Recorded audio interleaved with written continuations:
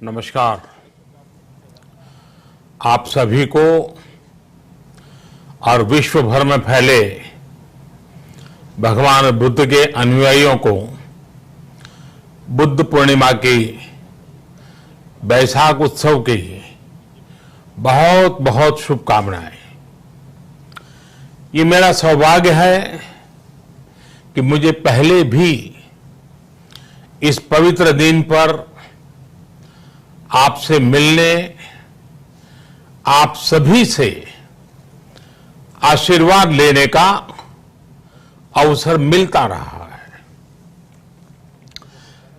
2015 और 2018 में दिल्ली में और साल 2017 में कोलंबो में मुझे इस कार्यक्रम से जुड़ने का, आपके बीच आने का मौका मिला था। हां, इस बार परिस्थितियां ही कुछ और हैं, इसलिए आमने सामने आकर के आपसे मुलाकात नहीं हो पा रही। साथियों, भगवान बुद्ध का वचन है, मनोपुब्बम गमा धम्मा, मनोसेट्टा मनोमया, यानी धम्म मन से ही होता है, मन ही प्रधान है, सारी प्रवृत्तियों का अगुवा है।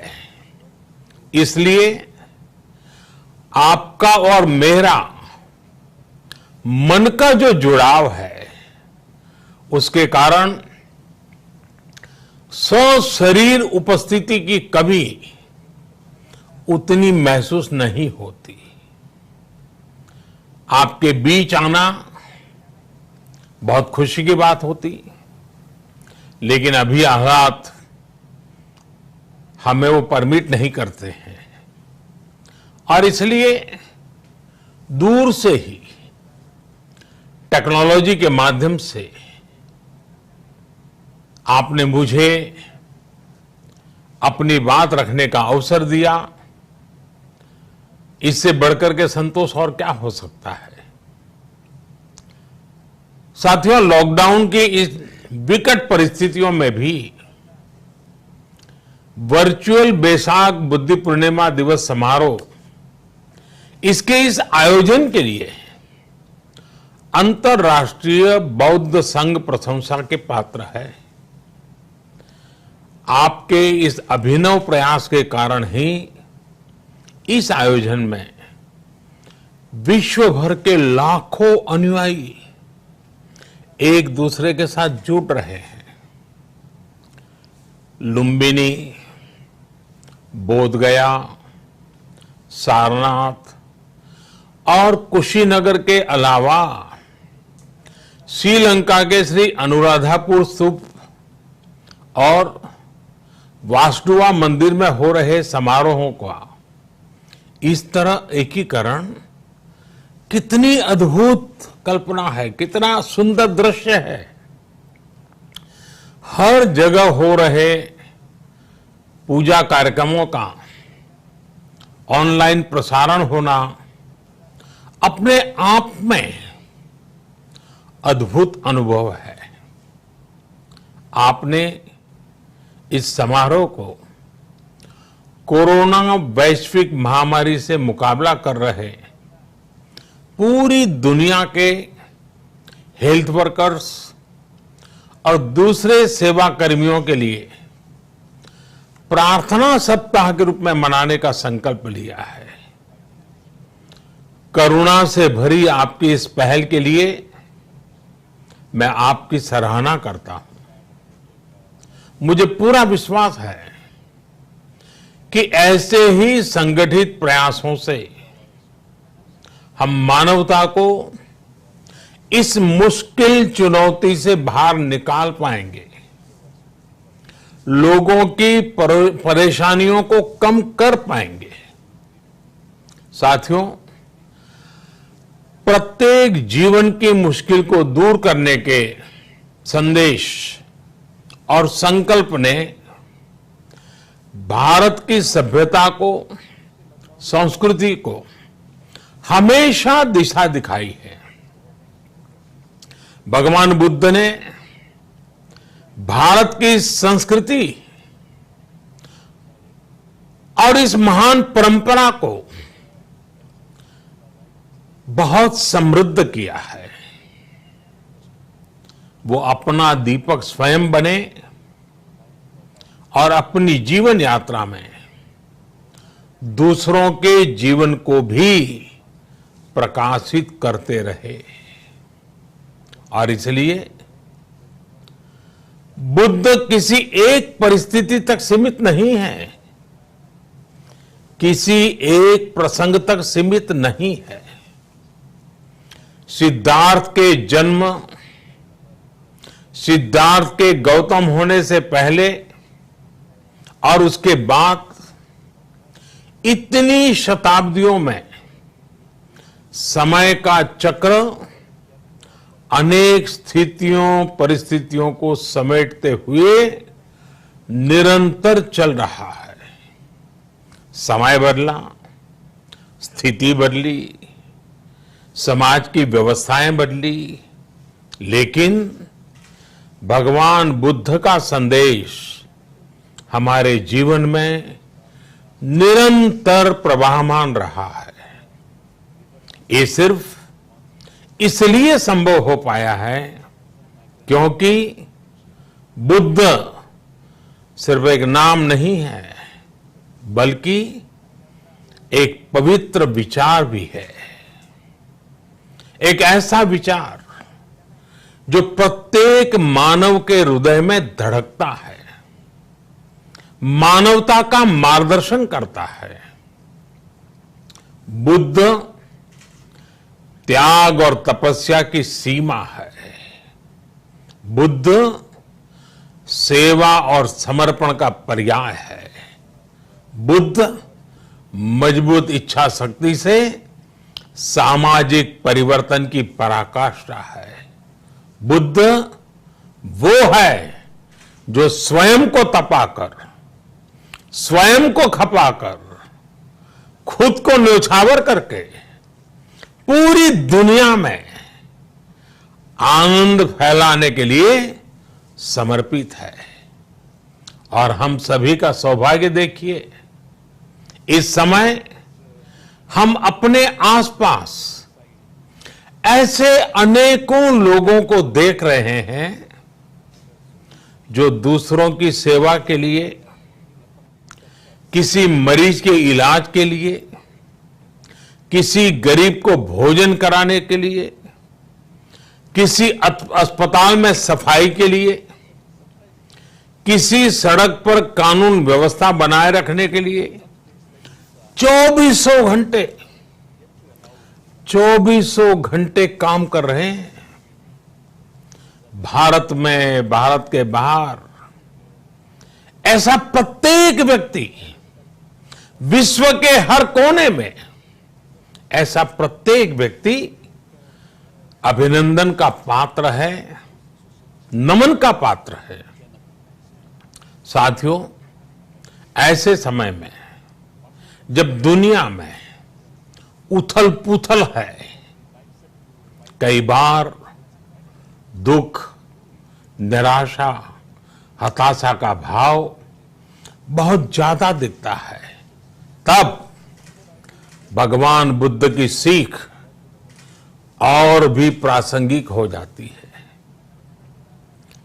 भगवान बुद्ध कहते थे कि मानव को निरंतर ये प्रयास करना चाहिए कि वो कठिन स्थितियों पर विजय प्राप्त करे, उनसे बाहर निकले। थक कर रुक जाना ये विकल्प नहीं हो सकता। आज हम सब भी एक कठिन परिस्थिति से निकलने के लिए निरंतर जुटे हुए हैं, साथ मिलकर काम कर रहे हैं। भगवान बुद्ध के बताए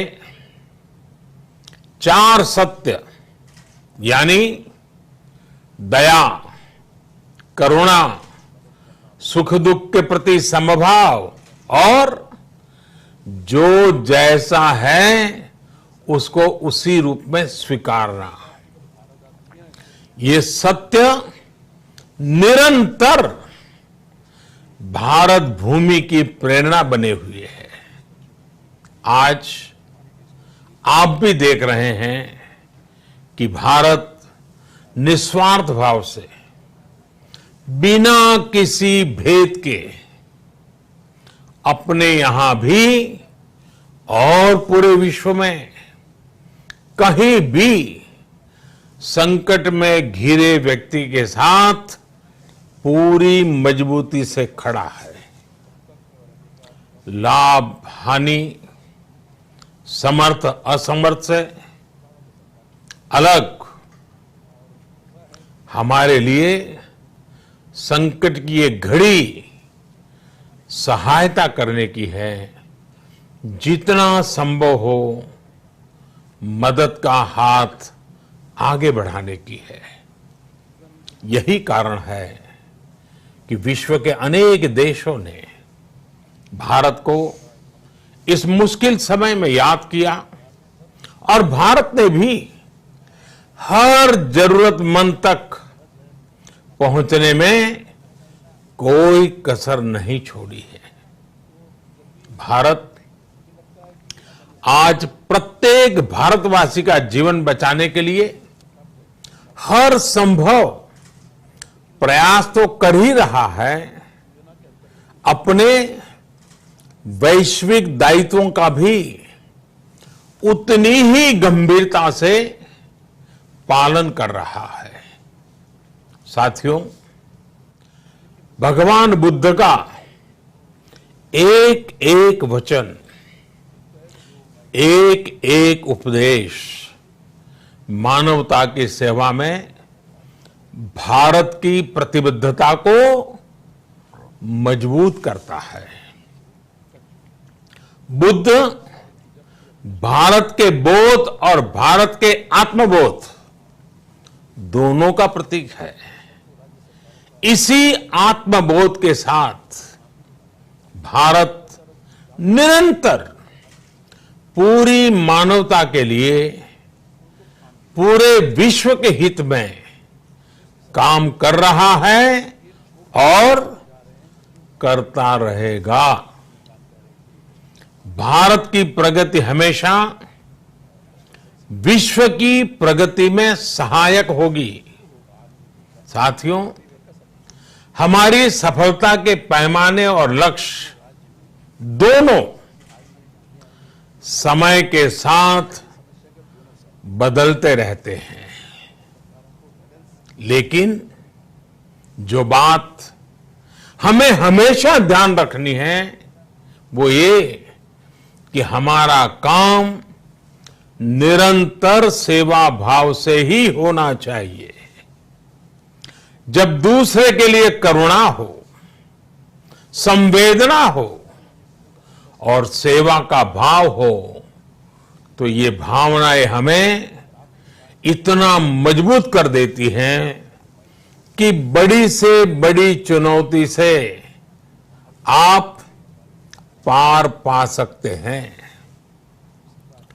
सुप्पबुद्धम पबुज्जन्ति सदा गौतम सावका, यानी जो दिन रात हर समय मानवता की सेवा में जुटे रहते हैं वही बुद्ध के सच्चे अनुयायी हैं। यही भाव हमारे जीवन को प्रकाशमान करता रहे, गतिमान करता रहे।